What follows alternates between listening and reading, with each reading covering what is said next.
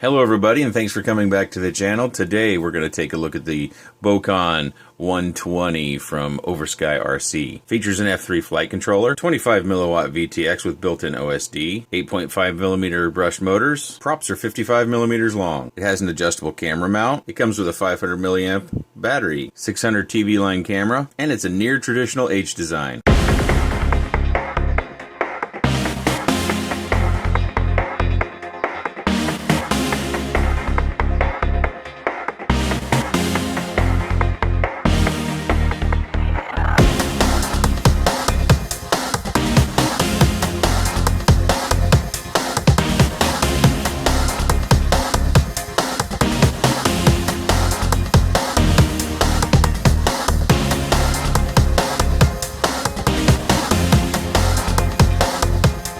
So this one's been around for a while, and you may have seen a number of other reviews, but this is the first time I've had an opportunity to work with it.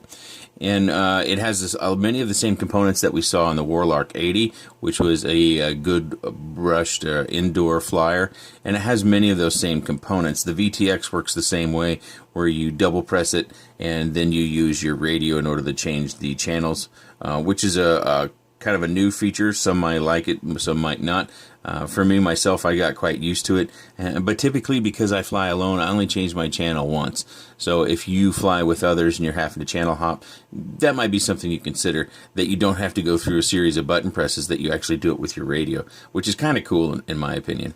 With the Warlark, we used to see the rear yaw twitch every once in a while, and we do see that with this still, and I'm pretty convinced now that that is noise building up in the gyro, and it's due to the fact that these boards are not soft mounted.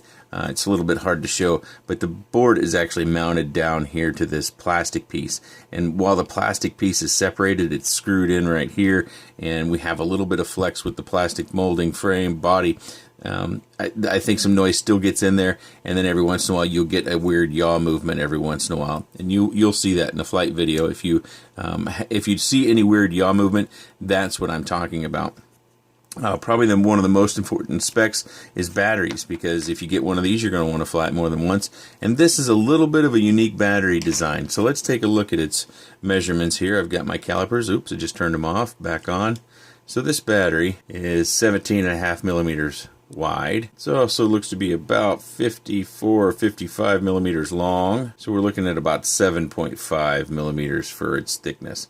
And I happen to have one more battery, this exact dimensions, and I couldn't tell you where I got it, but so that's the specifications that you'll need for the battery. The battery just slides in here, which isn't, in my opinion, this isn't the best thing. I think they could improve it, because you can actually feel it rubbing on the motor wires on both sides. It rubs right here and right here. And I think over time, sliding batteries in and out of there, they were going to end up wearing this down and possibly creating an earlier end of life for our motors. So that's something I think in their next iteration or in future vehicles, they should not do something like that. You know, put it up higher, make a little special notch. I don't know what these notches up here are for, but if it were a little bit bigger, they could get that wire through there and just do the same thing, or eliminate these holes and just move them up, just so you're not wearing down those motor wires with your battery. Another thing to be a little bit aware of is that the battery does, when you have a forward crash, the battery does hit the camera, and that's something else that I'm not a huge fan of, because you can see just with the wire, I'm just pulling and pushing it, and it does move around in there pretty easily. So if you crash going forward, or you have an abrupt stop, maybe you don't even crash, you just bump into something, but you're able to continue on, it's going to shift forward, and it's going to hit the wires and possibly these components at the back end of the camera. The camera appears to be the same one that we had on the Warlark, which didn't perform very well in low light conditions. It would switch to black and white. Now, I shouldn't say it didn't perform very well. Some people actually prefer that. I've heard that several times when I did the Warlark videos, that they prefer that, and rather the picture degrading, that it actually switch over to black and white, because that makes it easier to fly in those circumstances. And I can't argue with that. I just not used to it. These all-in-one cameras, for the most part, in low light, they continue to maintain color. So that's something that's different. I won't say it's better or worse. I shouldn't say it's better or worse.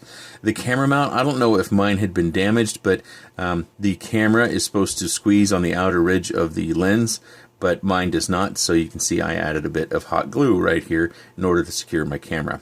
This is also running CleanFlight 1.13, and I will share my PIDs right before the flight video. I think with Betaflight now being at the core of that branch's firmware development for flight controllers, I think manufacturers just need to be using Betaflight.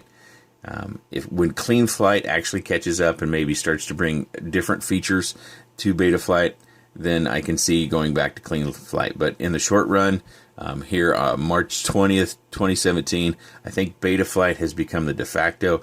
It works very well. In all the iterations of Betaflight I've been using, I have not had a problem. I've not seen a bug that I had to overcome.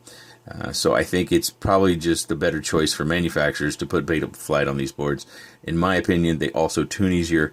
The default PIDs also work a little bit better, and so therefore our experience is going to be a little bit better. But that's just in my opinion. You might be a CleanFlight person, and I'm not saying you're wrong. That's just my opinion. I do think it's nice that they've added connectors on this, and they've actually designed the VTX around having motor connectors, so when you do have to switch out motors, which you will eventually, you fly it enough, the motors start to wear down, we can just pluck those right out. They should come right out. We might have to bend a little bit this top piece. And one feature that you might not think of that is as big a feature as I ended up thinking of was the color. This orange shows up really easy. I have poor vision. It's not terrible. It's just I wear glasses, and when I would take off the goggles after going down, I am especially bad at remembering where I went down. It's almost as though as soon as I crash, I forget where I'm at. And finding a little vehicle like this in the yard can be kind of a pain for me. But with this orange, even without, I would tend to walk away from my table where I'm flying, and I wouldn't even bother to grab my glasses. So I'm walking around out in the backyard looking for this thing. But for this one, I can actually see it because of this orange color. I think the orange is brilliant. So I'm a big fan of the orange. I hope they stick with the orange. I wish we'd see more colors with more brush quads. I think it's something they can do to separate themselves, is to use color. Even if they were to find a way to color the carbon fiber frames, I think that would also draw attention. It doesn't necessarily change your flight, but some people care very much about how their copters look when they're sitting on the shelf, and this color actually has a benefit when finding it as well. Okay, I'm going to leave you with some flight footage, and we're going to put some music to it because there's no audio for this one. And if you have any comments or questions, if you have some things, I've received some requests to review other items. I do what I can to get what I can, but the quad budget only goes so far. Then I have to ask for some of the nice vendors to help us out. Sometimes I do, sometimes I don't. Okay, thanks for watching.